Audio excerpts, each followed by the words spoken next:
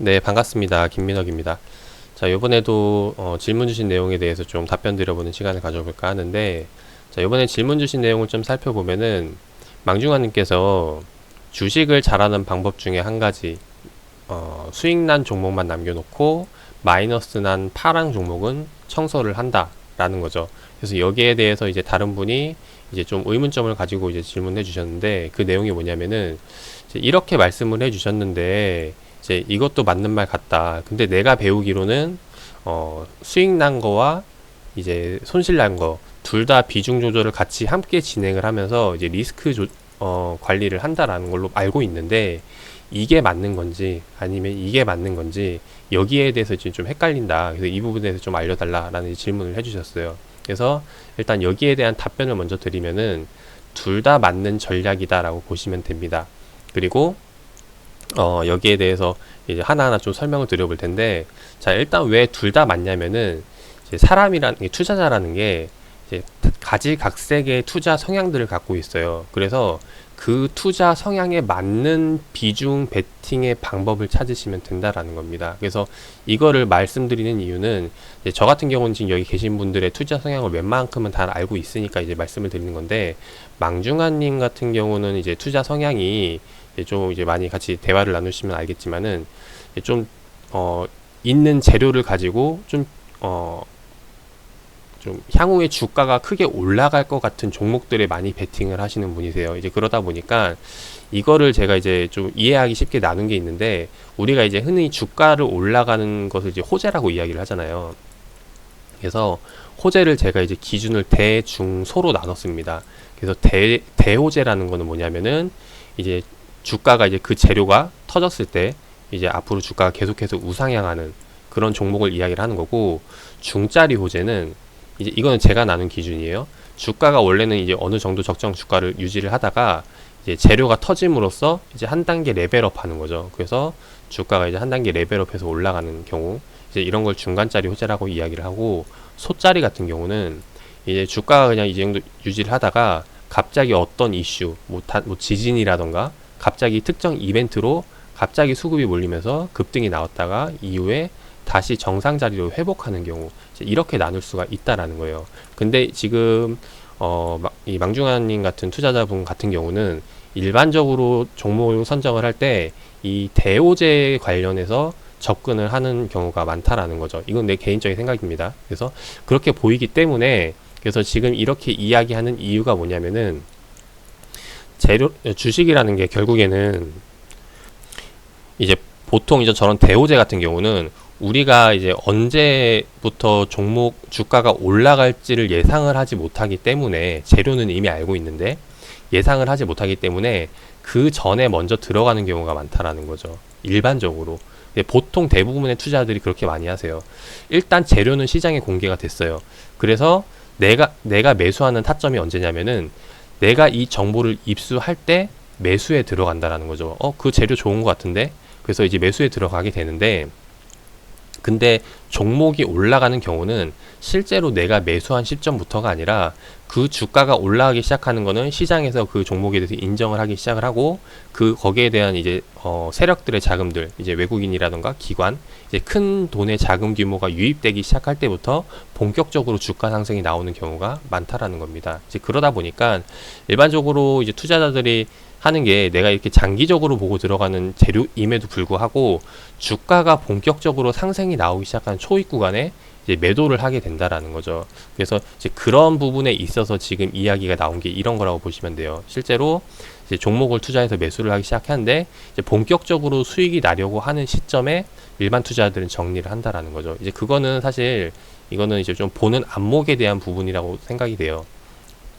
그 종목에 대한 가치를 그냥 단순히 수익률로만 환산을 해가지고 이전 변동성 대비 최근에 좀 움직임이 나오니까 많이 올라온 것처럼 느껴지는구나 해서 정리를 하는 경우가 일반적이라는 거죠. 근데 이거 같은 경우는 뭐 이렇게 투자자들마다 다르기 때문에 이 부분을 다 넘기도록 하고, 자, 그렇다면은 지금 내가 알고 있는 이제 비중 조절에 대한 부분, 리스크 관리라는 게 수익 난 것과 손실 난 것을 같이 정지한다는 것에 대해서는 이거는 이제 또 옳은 건가 틀린 건가 이제 이거에 대해서 좀 이야기를 드려보면은, 자, 우리가 이제 가장 대표적으로 하는 그 비중 베팅에 대한, 그러니까 비중 베팅을 하는 이유에 대해서 먼저 좀 설명을 드려보도록 할게요. 자, 비중 베팅이라는 거는 내가 이 종목에 대해서 확신이 없기 때문에 이제 100% 베팅을 하지 못하고 비중을 나눠서 한다라는 거죠. 그 말은 즉 내가 이 종목에 대한 확신이 있다면은 그만큼 이제 비중이 올라가는 게 일반적이라는 겁니다. 그죠?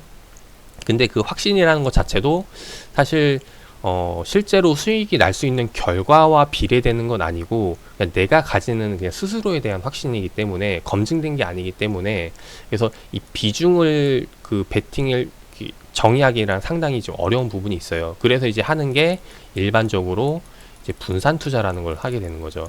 자, 분산 투자라는 거는 뭐냐면은 예를 가장 쉽게 설명을 하면은 특정 업종에 혹은 특정 종목에 대한 이제 리스크 갑자기 터지는 그런 것을 대비하기 위해서 시장에 대한 수익률을 따라간다라는 거거든요. 시장에 대한 흐름을 따라간다는 말은 뭐냐면은 내가 이제 여러 개로 분산 투자 나눠 가지고 매수를 했을 때, 매매를 했을 때 실제로 시장이 좋아지면은 이 중에 하나가 뭐 크게 마이너스 손실이 나더라도 그 수익률에 대해서는 크게 그 시장 흐름과 따라간다라는 겁니다. 그래서 수익이 났을 때 수익 난 종목과 손실 난 종목을 같이 정리한다라는 말은 무슨 말이냐면은 내가 이렇게 시장에 대한 흐름을 따라가는 베팅을 취했을 때 그 말은 즉 내가 분산 투자했던 종목에 대한 평균이 시장이 올랐을 때 같이 올랐다라는 말이 되겠죠. 그러면은 이제 수익을 정리한다라는 게 아니라 전 종목을 전체적으로 다 같이 정리함으로써 시장이 많이 올라와 있는 과열 국면에서 이제 종목 수를 줄이고, 그러니까 현금 비중을 많이 늘린다라는 거죠. 이제 이것도 이제 리스크 관리가 되는 건데, 자, 그 말은 지금 뭐냐면은 나중에 이제 이번에 이제 조정이 나올 거를 대비를 해서 현금을 좀 들고 있다가 다시 한 번 더 시장이 좀 많이 빠진다고 생각을 할 때 여기서 이제 비중 베팅 종목들 다시 한 번 더 매수를 함으로써 현금 베팅에서 이제 현금을 줄이고 종목을 늘린다라는 겁니다. 그래서 다시 한 번 더 좀 정리를 해보면은, 일단 이 망중한님께서 이야기했던 비중 베팅에 대한 부분은 내가 갖고 있는 종목에 대해서 향후 이제 올라갈 거라고 예상하는 종목들을 매매를 하는데, 실질적으로 그 이제 만약 예를 들어 5종목을 매수를 했다고 할게요. 실질적으로 그 5종목이 전부 다 같이 올라오는 경우는 없어요. 만약에 먼저 한 두 종목 정도 결과가 이제 본격적으로 상승이 나오기 시작하고 나머지 3종목은 안 나온다. 그 말은 아직 이 3종목에 대한 경우는 지금 이 상승에 대한 시기를 아직 잡고 있는 경우일 수도 있고, 혹은 내가 이제 상승할 거라고 봤는데 예상과 달리 상승하지 못하고 실패한 종목일 수도 있다라는 거죠. 그래서 여기에 대해서 이제 나의 투자 성향에 맞는 이제 그 비중 베팅 방법이라던가 이런 것들을 접목을 해가지고 이제 하는 거기 때문에 이제 이렇게 해서 이제 말씀을 드리고 싶고, 그리고 이제 이야기했듯이 이제 비중 베팅, 이제 수익 난 것과 손실 날 것을 같이 정리함으로써 현금화를 하는 전략은 시장에 대한 흐름을 보고 공략을 한다라고 보시면 되겠죠. 그래서 시장이 많이 올라왔다라고 생각이 될 때 뭐 수익 난 것만 정리 혹은 손실 난 것만 정리를 하는 게 아니라 전반적으로 다 같이 정리함으로써 현금 비중을 늘리고, 그 늘리는 시점이 이제 평균 주가지수, 종합주가지수를 봤을 때 좀 과열 국면에 들어섰다라고 생각되는 시점에서 접근을 한다라는 거죠. 그렇게 해서 현금 비중을 늘리고 이후에 다시 한 번 더 주가가 좀 많이 빠질 때 그때 다시 한 번 더 종목 비중을 늘리는, 이제 이것 또한 이제 비중 베팅에 대한 전략이 될 수 있다라는 겁니다. 그래서 그리고 비중 베팅이라는 게 이제 이것 말고도 제가 이제 이야기 드린 건 이거 같은 경우는 이제 뭐 시장을 보는 관점, 종목을 보는 관점에 대한 이제 비중 베팅도 이야기를 했지만은, 사실 이 비중 베팅이라는 게 그런 것 외에도 여러 가지로 전략을 잡을 수가 있어요. 예를 들어 하나 더 설명을 드리면은 내가 갖고 있는 자금에 대한 부분에 대해서 이제 비중 베팅을 할 수 있는 방법도 있는데, 예를 들어서 내가 지금 이제 목돈을 가지고 있는 게 아니라 지금부터 이제 앞으로 좀 주식 투자를 해보려고 해서 이제 제 친구의 얘기인데, 이제 주식에 좀 관심을 갖기 시작하면서 적금 대신에 이제 매월 다달이 넣을 수 있는 이제 그 정도의 주식 투자를 한번 접근을 해보겠다. 그러면은 사실 지금 처음에 주식을 시작하게 되는 자금이 예를 들어 뭐 10만 원씩 적금을 한다라고 가정을 할게요. 지금 현재 10만 원밖에 없다, 주식 투자 자금이. 그러면은 이걸로 이제 바로 베팅을 했을 때 비중은 100%가 되는 거죠. 그죠? 근데 사실상 이거는 다음 달에 또 이 돈이 들어오는 거기 때문에 내가 이제 일하면서 버는 그 월급에서 들어오는 거기 때문에 사실 이 100% 베팅에 대한 것은 크게 의미가 없다라고 볼 수가 있다라는 겁니다. 그래서 비중 베팅이라는 게 내가 갖고 있는 투자 성향에 맞게, 그리고 내가 갖고 있는 자본금에 맞게 이런 것들을 잘 생각을 해가지고 가장 효과적인 베팅 방법을 찾으셔야 된다라는 거죠. 그래서 이거 같은 경우는 그래서 뭐 각자의 성향이 다르기 때문에 어떻게 잡아갈지는 이제 다 뭐 정답이라는 건 없어요. 다만 정답이라는 건 없지만은 내가 갖고 있는 그 투자 성향과 그 자금력의 차이에 따라서 이제 효율적으로, 보다 효율적으로 끌어낼 수 있는 그런 전략들은 만들 수가 있다라는 겁니다. 그래서 이런 것들을 제가 뭐 카톡방에서 이야기를 드리지 못하는 이유 중에 하나가 서로 다른 투자자들, 그리고 서로 다른 자금력, 이제 이런 것들이 다 다르다 보니까 뭐라고 딱히 콕 집어서 이제 이야기를 할 수가 없다라는 거죠. 근데 이거를 이제 기본적인 개념만 이해를 하고 접근을 하게 되면은, 그래서 아마 조금 더 좀 이해가 쉽지 않을까 생각을 합니다.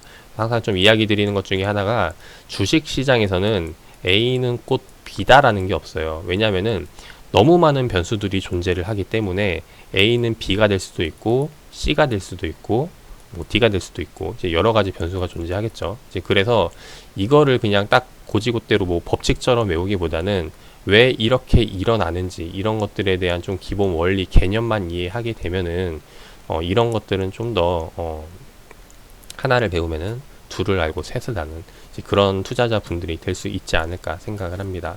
그래서 뭐 좀 질문 주시는 내용에 대해서 좀 많이 궁금증이 풀리셨길 바라고, 추가적으로 더 궁금한 부분이 있다면은 질문 주시면은 제가 거기에 대해서 다시 한번 더 답변 드려보도록 하겠습니다.